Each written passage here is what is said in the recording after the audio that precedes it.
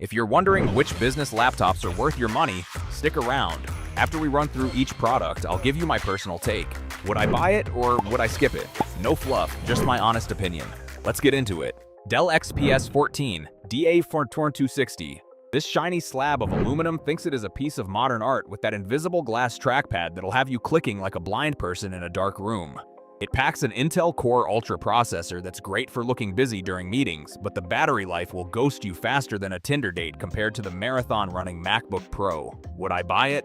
Maybe, but only if I want to look rich while frantically hunting for a power outlet every 4 hours. Apple MacBook Pro M5. Apple finally dropped the M5 chip, which is basically just the M4 on a triple espresso, offering a 30% performance boost that's complete overkill for your spreadsheet addiction. You'll get 24 hours of battery life to survive an entire day of ignoring emails, though paying $1,600 for the base model feels like getting robbed by a guy in a very expensive turtleneck. Would I buy it?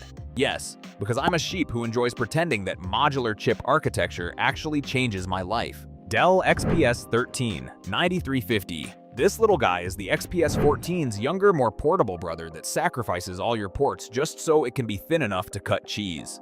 The tandem OLED display is a total vibe for your eyes, but with only 2 USB-C ports, you'll be carrying more dongles than a janitor carries keys just to plug in a mouse. Would I buy it?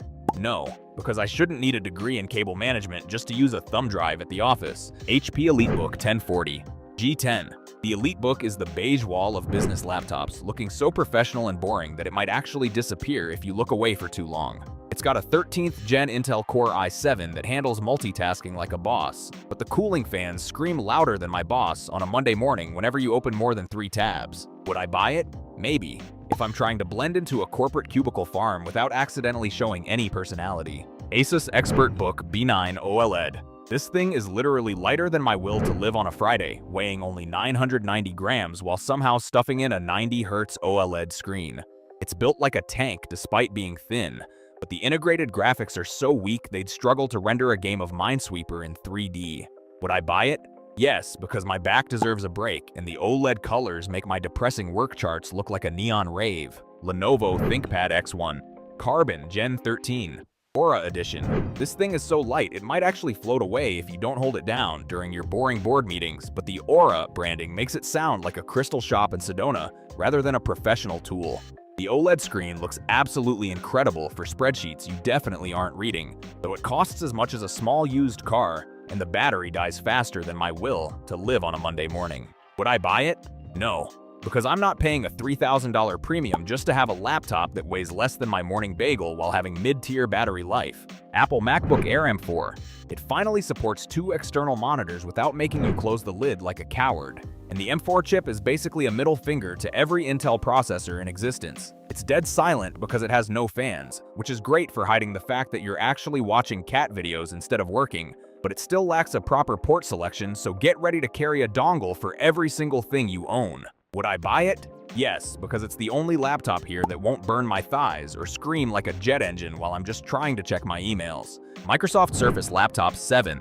This Snapdragon X Elite beast actually gives the Mac a run for its money with battery life that lasts longer than most of my relationships, and the haptic touchpad feels like magic under your fingers. However, the software emulation for older apps can be a total dumpster fire, and the webcam still makes me look like a pixelated potato during important business calls. Would I buy it? Maybe, if I can find a version that doesn't cost an arm and a leg for a basic storage upgrade, because Microsoft's pricing is straight up robbery. HP EliteBook Ultra G1Q. It's got a fancy blue finish that screams, "I have a corporate credit card," and the battery longevity is genuinely phenomenal for actual office work. The keyboard feels like mush compared to the older models, which is a total tragedy, and the screen is dimmer than a candle in a hurricane, so good luck working outside. Would I buy it?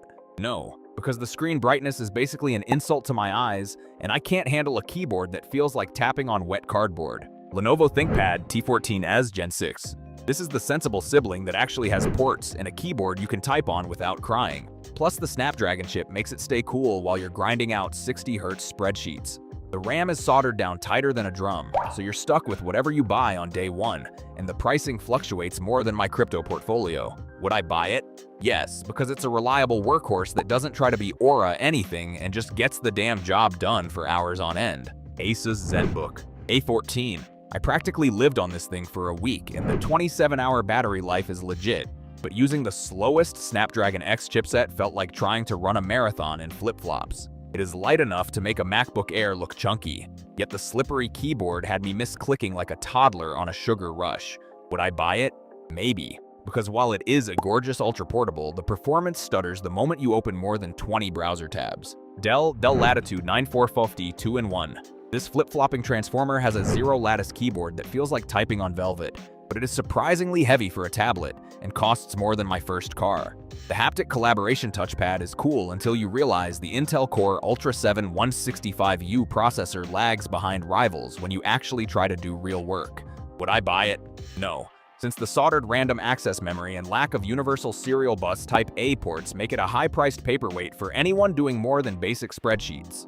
HP EliteBook X G1A, the AMD Ryzen AI 9HX375 processor in here is an absolute unit that crushes multi-threaded tasks, though the battery dies faster than my motivation on a Monday morning. That OLED screen is brighter than my future, but the audio quality is so mediocre it sounds like it's coming from a tin can underwater. Would I buy it?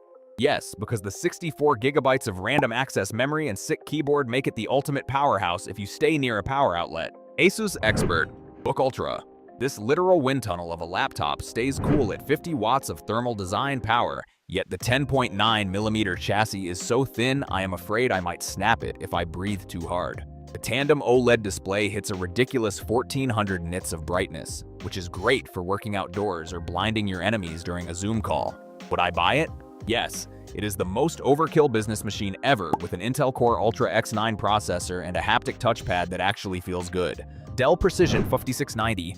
This workstation is a total beast with an NVIDIA RTX 5000 ADA graphics card, but it gets so toasty under load you could probably fry an egg on the deck. It is basically a Dell XPS that went to the gym and started taking protein shakes, though the premium price tag will leave your wallet feeling light. Would I buy it? Yes. Yes, because having an 8TB solid-state drive and a 4K OLED screen is the only way to flex on everyone else in the office. Lenovo ThinkPad P1 Gen 8. This beast is a straight-up workstation masquerading as a sleek ultrabook, packing a freaking NVIDIA RTX Pro Blackwell GPU that makes my current setup look like a toaster. It's got that legendary keyboard for your late-night spreadsheet marathons, but let's be real, paying over $4,000 for a laptop feels like a down payment on a soul I don't have. Would I buy it? Maybe, but only if my boss is footing the bill because I'm not selling a kidney for a laptop. MSI Prestige 14. AI Plus Evo. This little speed demon is literally the definition of small but mighty with its Intel Core Ultra 9 processor and a massive 64 gigabytes of random access memory that can handle 40 Chrome tabs without a single stutter. The aluminum chassis looks like $1 million, but the integrated Intel Arc graphics mean you'll be doing more professional work than high-end gaming, which is a total buzzkill. Would I buy it? Yes, it's a productivity powerhouse that actually fits in my bag without breaking my back. Acer Swift 14 AI. This thing has a battery life that lasts nearly 16 hours, which is longer than I've ever stayed awake in my entire life. The display is punchy and vibrant, but the design is about as exciting as watching paint dry, and that tiny touchpad makes me feel like I'm trying to navigate with a postage stamp. Would I buy it? No, because while the battery is legendary, I can't stand looking at something that has the personality of a plain cracker. LG Gram Pro 16. Carrying this 16-inch laptop feels like holding a literal feather thanks to that magnesium alloy body, and that OLED display is so crisp it makes reality look blurry. It's got all the ports you actually need, but the thermal management is a total disaster that throttles your performance the second you try to do anything more intense than checking emails. Would I buy it? Maybe, if I'm traveling and need the screen real estate, but I'm bringing an ice pack to keep this thing from melting. Thanks for watching. I hope this video helped you pick the business laptops for you. If you have any questions, drop a comment below. Links to all of these products mentioned in this video will be in the description.